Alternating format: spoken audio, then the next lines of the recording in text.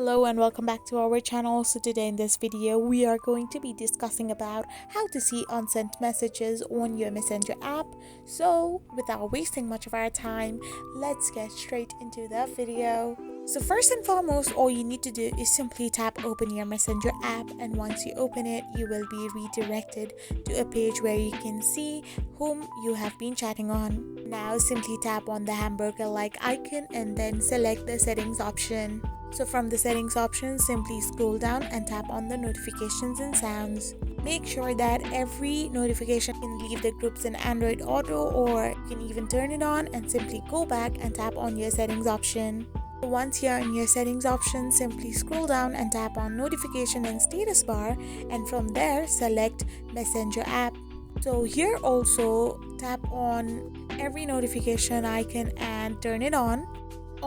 So once you do so, you can now see a preview button on the top of your screen if someone sends you a message on Messenger. So even if they delete the message, you can read what they have sent from the notification bar given up.